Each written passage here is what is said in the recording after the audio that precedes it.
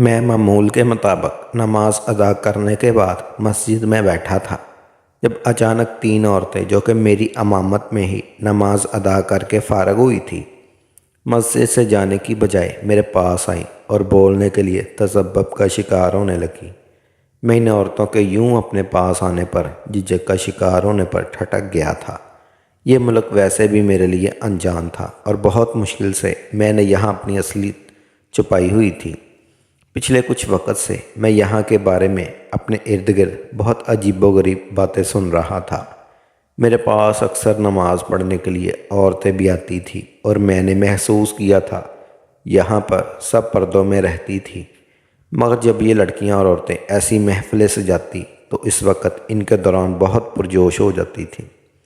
جب میں نے نیا ایران آیا تو ایک روز اپنی رہائش کے قریب ایک دکان پر سودا لے رہا تھا، جبکہ ساتھ ایک جگہ سے کچھ عورتیں اور لڑکیاں باتیں کرتے ہوئے نکلی۔ مجھے ان سب کا وجود اور سرخ ہوتے چہرے حیران کر رہے تھے۔ وہ پسینہ پسینہ ہو رہی تھی اور تھکن کا شکار لگ رہی تھی، مگر ان کے چہروں پر مسکراہٹ تھی اور وہ ایک دوسرے سے باتیں کرتے ہوئے وہاں سے چلی گئی۔ جب میں نے حیرت سے انہیں دیکھ کر رخ موڑا تو دکاندار مجھے دیکھ کر بولا، یہ عورتیں اپنی خاص محفل سے ہو کر آ رہی ہیں، اور جب یہ اپنی خاص محفل میں ہوتی ہیں تو اسی طرح ان کے اندر جوش اور خوشی بھری ہوتی ہے۔ میں اس دکاندار کی بات کچھ سمجھ نہیں پایا تھا، مگر میں نے زیادہ توجہ بھی نہیں دی اور سودا سلف لے کر واپس چلا آیا۔ مگر پھر میں جتنا عرصہ ایران میں رہا میں نے اکثر عورتوں کی خاص محفلوں کے بارے میں باتیں سنی، جس کی وجہ سے مجھے کبھی کوئی نہیں بتا پاتا، مگر اتنا ضرور تھا کہ وہ عورتیں اپنی اس خاص محفل کو لے کر بہت پرجوش ہو جایا کرتی تھی۔ میں ویسے تو اپنی تجسس والی فطرت کے ہاتھوں مجبور تھا اور ان عورتوں کے بارے میں جاننا چاہتا تھا، مگر مجھے یاد تھا کہ کچھ وقت پہلے مجھے ایران میں میرے ایک پرانے دوست نے بلوایا تھا اور مجھے یقین کے ساتھ نصیحت کی تھی کہ یہاں کے لوگوں کے بارے میں زیادہ کھوج مت رہنا۔ یہ پاکستان نہیں، یہاں کی عورتوں میں دلچسپی لینے پر تمہارا کام خراب بھی ہو سکتا ہے اور ہو سکتا ہے کہ تمہارا یہاں رہنے پر داخلہ بھی بند ہو جائے۔ میں ویسے بھی بے روزگاری کا شکار تھا اور پاکستان میں بہت تھکے کھانے کے بعد اب یہاں ایران آیا تھا، اس لیے اپنے دوست کی نصیحت اچھے سے یاد رکھی ہوئی تھی، لیکن عورتیں مجھے اکثر تجسس میں مبتلا کر دیتی۔ میں نے محسوس کیا تھا یہاں حسین سے حسین اور جوان لڑکیاں تو ایک طرف، عورتیں بھی نہایت خوبصورت اور سفید رنگت کی مالک تھی اور بالکل جوان تھی، مگر میں ان کو اپنے یہاں پر عورتوں سے دور ہی رہتا۔ میں زیادہ وقت سنجیدہ رہتا تھا کیونکہ میں یہاں پر کام سے ہاتھ نہیں دھونا چاہتا تھا۔ میرے لیے یہاں پر کام ڈھونڈنا نہ زیادہ مشکل تو ثابت نہیں ہوا، مگر مجھے زیادہ پیسے چاہیے تھے، اور جب میں نے سنا یہاں کی مساجد میں امام کو زیادہ پیسہ ملتا ہے تو میں نے اپنے آپ کو شیعہ ظاہر کیا اور اسی کام میں دلچسپی لینے لگا۔ جلدی میں نے ایک مسجد میں شیعہ بن کر امامت شروع کر دی۔ میں نے کچھ عرصے میں ہی اپنی ایک الگ پہچان بنائی اور پورے ایران کے رنگ ڈنگ اپنا لیے، یہاں تک کہ کوئی بھی مجھے پہچان نہ پاتا کہ در حقیقت میرا تعلق کہاں سے تھا۔ لوگوں کو لگنے لگا میں اپنے گھر کی عورتوں کو سب سے چھپاتا ہوں اور گھر سے باہر نہیں نکلنے دیتا۔ میں نے کبھی کسی کی یہ غلط فہمی دور نہیں کی تھی، مگر اب پچھلے کچھ وقت سے سب مجھے اپنی عورتوں کو ایران کی خاص محفلوں میں بھیجنے کی ضد کرنے لگے۔ میں نہیں جانتا تھا ان خاص محفلوں میں کیا ہوتا۔ میں ہر بار لوگوں کی ضد پر صرف مسکرانے پر اتفاق کرتا اور سر جھٹک دیتا۔ ایک روز میں نے یوں ہی ایرانی لڑکی کے اکیلے گھومنے اور مردانہ ہر کام میں شمولیت پر اپنے ایک پرانے دوست کے سامنے حیرت کا اظہار کیا تو میرا دوست طنزیہ مسکرایا اور کہنے لگا، وہ بھی پاکستانی مرد تھا مگر برسوں سے ایران میں ہی قیام پذیر تھا، اس لیے وہ مجھ سے کہیں زیادہ ایران اور یہاں کے لوگوں کے بارے میں جانتا تھا۔ وہ مجھے بولا کہ تمہیں ابھی یہاں کی عورتیں اور لڑکیوں کے بارے میں کچھ نہیں پتہ، اس لیے تمہاری حیرت بجا ہے۔ وہ بولا کہ جس روز تم ان چہروں کے حقیقت جان جاؤ گے اس روز یہ بات نہیں کرو گے۔ میں اپنے دوست کی بات پر حیران ہوا تھا، مگر اس نے مجھے کوئی تفصیل نہیں بتائی تھی اور وہ دوری بات چھوڑ کر ہی چلا گیا۔ وہ دوست دوسرے شہر میں قیام پذیر تھا، وہ مجھ سے بھی پہلے ایران میں رہتا تھا اور فرق صرف اتنا تھا کہ اس کی بیوی بچے بھی اس کے ساتھ رہتے تھے۔ ایک روز ایرانی لوگوں کے بارے ضد پر میں نے تجسس کے ہاتھوں مجبور کر اپنے دوست کو فون کر کے اس سے پوچھا کہ تم اپنی بیوی کو ایرانی عورتوں کی خاص محفل میں بھیجتے ہو؟ میرے دوست نے جواب دیا، مجھے ایک بار پھر سے حیرت میں مبتلا کیا جب اس نے کہا کہ وہ بھی اپنی بیوی کو اس محفل میں اکثر بھیجتا ہے۔ وہ بولا کہ ہمارے یہاں پاکستان میں کچھ ایسا نہیں ہوتا اور اس چیز کو برا بھی سمجھا جاتا ہے، مگر ایران میں سب عام ہے۔ میرا دوست بھی عورتوں کی اس خاص محفل کے حق میں تھا اور میری حیرت پر بولا کہ انسان جس دیش میں رہتا ہے وہاں کا رنگ دنگ اپنا لیتا ہے۔ میں بھی اب ایران میں کافی عرصہ سے رہ رہا تھا۔ مجھے یہ سب اب غلط نہیں لگتا، بلکہ میری نظر میں یہ سب ہونا چاہیے۔ ہر عورت کی ضرورت ہے۔ میں اپنے دوست کی باتوں سے مزید الجھ گیا۔ اب بھی وہ عورتیں آئیں تو میں نے سوالیہ نظروں سے انہیں دیکھا۔ انہوں نے مجھ سے رسمی سلام دعا کی تو مجھے شک ہونے لگا کہ وہ بھی وہی بات کرنے آئی ہیں جو میں تقریباً روز سن رہا تھا، اور جب انہوں نے میرا تو شک سچ نکلا۔ وہ مجھ سے بولی کہ امام صاحب آج ہمارے ساتھ ہماری ایک خاص محفل میں تشریف لائیں۔ میں نے انکار کرنا چاہا تو وہ بولی کہ امام صاحب یہ محفل ہم عورتوں کے لیے بہت ضروری ہے۔ نہ جانے آپ کیوں اپنی عورتوں کو گھر بند رکھتے ہیں اور ہم سے ملنے نہیں دیتے، جبکہ یہ محفل بھی ہم عورتوں کی ضرورت ہے۔ دوسری عورت بولی کہ آج ہم آپ کو یہی دکھانے کے لیے لے جانا چاہتے ہیں تاکہ آپ دیکھ سکیں، سمجھ سکیں کہ آج کے معاشرے میں صرف مرد کی ضرورت ہی نہیں بلکہ عورتوں کے لیے بھی ان کی ضروریات پوری کرنا ضروری ہے۔ وہ عورتیں مجھے اپنی اس محفل کے بہت سے فوائد بتا رہی تھی، جبکہ میں ان کی باتوں کو سمجھنے کی ناکام کوشش کر رہا تھا۔ میرے دماغ میں شک پیدا ہو رہا تھا۔ میں نے ایرانیوں کی خاص محفل کے بارے میں بہت سن رکھا تھا۔ میں تفصیلات تو نہیں جانتا تھا، مگر اتنی خبر تھی کہ وہ خاص محفل خصوصی طور پر عورتوں کے لیے ہوا کرتی تھی، کیونکہ جب سے ایرانی لوگ مجھے جاننے لگے تھے وہ مجھ سے ایک ہی ضد کرتے کہ میں بھی اپنے گھر کی عورتوں کو اس خاص محفل میں بھیجا کروں۔ میں کسی کو نہیں بتا پاتا کہ میرا گھرانہ میرے ساتھ نہیں رہتا تھا۔ میرا تعلق پاکستان کے صوبہ بلوچستان سے تھا۔ بلوچی لوگ ویسے بھی ہاف ایرانی اور ہاف پاکستانی ہوتے ہیں، حتیٰ کہ ہماری زبان بھی ایرانی زبان سے ملتی جلتی ہے۔ مجھے کمائی کے لیے ایران آنے کے بعد بہت کم عرصہ لگا تھا کہ میں نے ایران کی مکمل زبان پر عبور حاصل کر لیا تھا۔ میرے گھر والے میرے ساتھ نہ تھے، نہ ہی ایسے معاملات میں کوئی دلچسپی لے رہا تھا، مگر اب پہلی بار مجھے ایرانی عورتوں نے اپنے ساتھ چلنے کی دعوت دی تھی۔ میں کچھ جذبز ہو گئے۔ اپنے گھر کی عورتوں کو بھیجنے کی بات پر خاموش ہو جاتا، اب تو کیسے اٹھ کر خود چل پڑا، حالانکہ میرے اندر تجسس سر اٹھا رہا تھا۔ میں بھی اس محفل میں جانا چاہتا تھا۔ وہ عورتیں اصرار کرنے لگی تو میں بھی اٹھ کر ان کے پیچھے چل پڑا۔ میرا دماغ مختلف سوچوں میں ڈوبا ہوا تھا۔ جتنا پردہ وہ ایرانی عورتیں کرتی تھی، میں ان کے بارے میں کچھ غلط سوچنا نہیں چاہتا تھا، مگر میں پھر بھی ان لوگوں کی مشکوک حرکتوں کو نظر انداز نہیں کر پا رہا تھا۔ ان عورتوں کے ساتھ روانہ ہوا تو وہ بہت خوش ہوئی اور میرے آگے آگے چلنے لگی۔ وہ سرگوشیوں میں باتیں بھی کر رہی تھی جو میں سن نہیں پا رہا تھا۔ میں نے زیادہ توجہ بھی نہیں دی تھی۔ میں تو اس تجسس میں مبتلا تھا کہ آخر اس خاص محفل میں ایرانی عورتیں کیا کرتی ہوں گی۔ جب میں پہنچا تو اس جگہ کو دیکھ کر ایک پل کے لیے مجھے جھٹکا لگا۔ وہاں نہایت کم عمر 10-12 سال کے لڑکے بھی موجود تھے۔ ان سب نے لباس کے نام پر صرف سیاہ ٹراؤزر پہن رکھے تھے اور ایک طرف ترتیب سے کھلی جگہ پر کھڑے ہوئے تھے، دوسری جانب ایک بند حال کے نماز کمرے میں جو جوان لڑکیاں سیاہ مکمل چادروں میں چھپی ہوئی اس ترتیب سے کھڑی تھیں۔ ان عورتوں نے مجھے بالکل ایک سائیڈ پہ خاموشی سے بٹھا دیا۔ میں حیرت اور تجسس سے سب دیکھ رہا تھا، مگر اگلے ہی لمحے جب وہاں لڑکیاں اور عورتیں جمع ہو گئیں تو وہ عورتیں باری باری اٹھی اور ان لڑکوں کے پاس پہنچی۔ میں حیرت اور اشتیاق سے انہیں دیکھ رہا تھا، مگر اگلے ہی لمحے مجھے جھٹکا لگا۔ ان کی اگلی حرکت نے میری ساری غلط فہمیاں ایک جھٹکے میں ختم کر دی۔ میں ہکا بکا سا دیکھتا رہ گیا۔ چند لمحوں میں ہی میرے پسینے چھوٹ گئے۔ میں یہ دیکھ کر حیران رہ گیا کہ ایران کی عورتیں اور کم عمر لڑکوں میں اتنی زور اور طاقت تھی، نہ جانے مردوں کا کیا حال تھا۔ میری تو چند لمحوں میں ہی حالت غیر ہو گئی تھی اور ان سب کو دیکھ کر شرمندگی بھی ہونے لگی۔ میں چپ چاپ کھسک کر وہاں سے چلا آیا۔ مجھے گھر آنے تک وہ منظر یاد آتے رہے اور میں حیرت کا شکار ہوتا رہا۔ مجھے اپنے دوستوں کی بات بھی یاد آ رہی تھی جو ایران میں آ کر وہیں کے رنگ میں ڈل چکا تھا۔ نہ جانے کیوں اتنی شرمندگی کا شکار ہونے لگا کہ اگلے کچھ روز میں نے ان عورتوں سے سامنا ہونے پر ہی نظریں چرا کر وہاں سے ہٹ جاتا۔ ایک روز اسی طرح عشاء کی نماز سے فارغ ہوا تو وہ عورتیں میرے پاس پہنچی تو میں نے انہیں سوالیہ نظروں سے دیکھنے لگا۔ وہ بولی، امام صاحب آپ کو ہماری محفل کیسی لگی؟ ان کے سوال پر میں شرمندہ ہو گیا۔ میں کیا جواب دیتا کہ میں جو کہ کم عمر لڑکوں کو کمزور اور بیکار سمجھتا تھا، اس روز پہلی بار دیکھ کر حیران ہو گیا تھا۔ مجھے سے کہیں زیادہ طاقت ان کے اندر تھی۔ خاموشی اور سوچ میں گم میری کیفیت کو دیکھ کر ایک عورت بولی، امام صاحب اس روز آپ وہاں سے جلدی آ گئے، ایسا لگتا ہے جیسے آپ کو ہماری محفل پسند نہیں آئی۔ میں نے شرمندگی سے کہا محفل اچھی تھی مگر وہاں کوئی کام نہ تھا، اس لیے وہاں سے چلا آیا۔ میرے جواب پر وہ عورتیں فخر سے مسکرانے لگی اور بولی کہ آپ جب بھی چاہیں اپنے گھر والوں کو اس محفل کا حصہ بنا سکتے ہیں۔ شاید اب آپ سمجھ گئے ہوں گے کہ یہ سب ہم عورتوں کی بھی ضرورت ہے۔ میں ان کی بات پر خاموشی سے سر ہلا گیا۔ وہ عورتیں میرے گھر والوں کی دعوت دے کر وہاں سے چلی گئی اور میں سوچ میں گم ہو گیا۔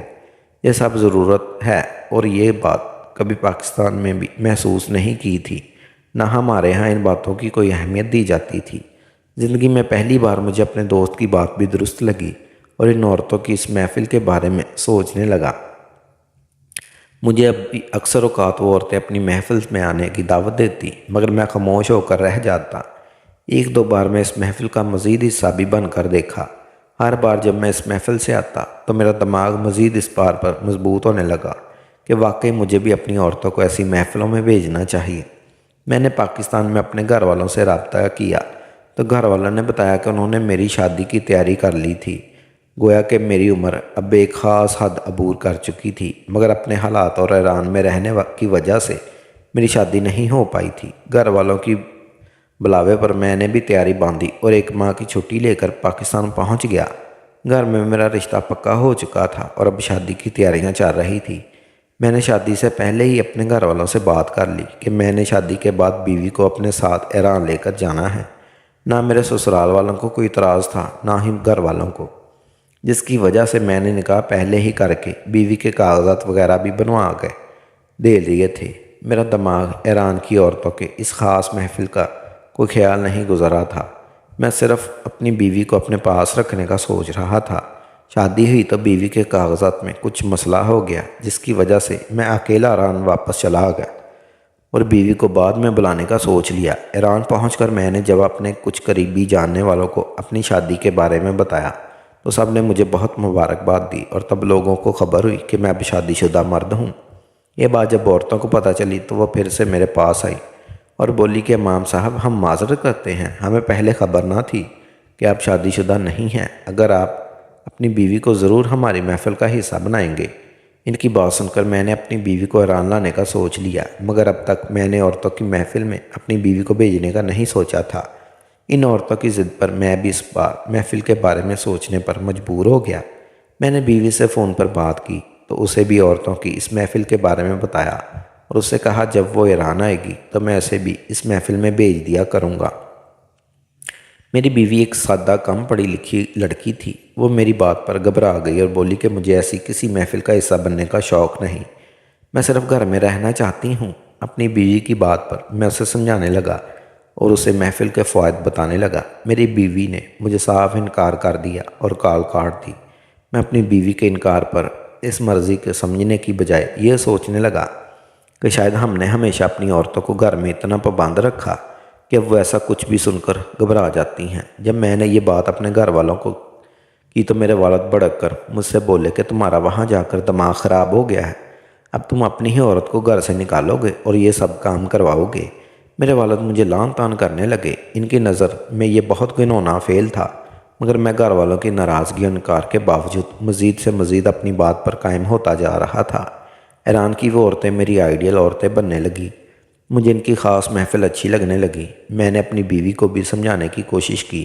میرا پاکستانی دوست بھی اپنی بیوی کو ایسی محفلوں میں بھیجتا، اس کا کوئی نقصان نہیں اور میں اس معاملے میں بہت آزاد خیال تھا۔ میری بیوی میری سوچ پر حیرت کا اظہار کرنے لگی کہ ہمارے ہاں پاکستان میں اس بات کی کبھی ضرورت محسوس نہیں کی جاتی اور نہ ہی عورت کو ایسے گھر سے باہر جا کر ایسی محفلوں کا حصہ بننے کی ضرورت ہے۔ میری بیوی مجھ سے اسلام کی باتیں بتانے لگی اور سمجھانے لگی میں غلط سوچ رہا ہوں۔ میری بیوی اپنی بات پر قائم تھی جبکہ میں اسے منانے کی کوشش کر رہا تھا۔ فی الحال یہی طے ہوا کہ میری بیوی اپنی مرضی کی زندگی جیسے چاہے گی اور ایسی محفل کا حصہ نہیں بنے گی۔ میں نے بھی خاموشی اختیار کر لی اور سوچ لیا جب میری بیوی یہاں آئے گی تو کچھ ہی عرصے میں وہ ماحول میں ڈل جانے کے بعد مجھے ان عورتوں کی خاص محفل میں جانے کا بولے گی۔ کچھ عرصے بعد میری بیوی ایران پہنچ گئی۔ اکثر امامت کے دوران مسجد میں وہ بھی میرے پیچھے نماز پڑھنے دوسری عورتوں کے ساتھ چلی جاتی، مگر اس نے کسی بھی عورت کے ساتھ گلنا ملنا نہیں کیا۔ کچھ عرصہ تو میں انتظار کرتا رہا اور اپنی بیوی کے تبدیل ہونے کا سوچتا رہا۔ مجھے لگا کہ میری بیوی خود ایسی محفل میں جانے کا بولے گی، مگر میری بیوی میں آج بھی کوئی خاص تبدیلی نہیں آئی۔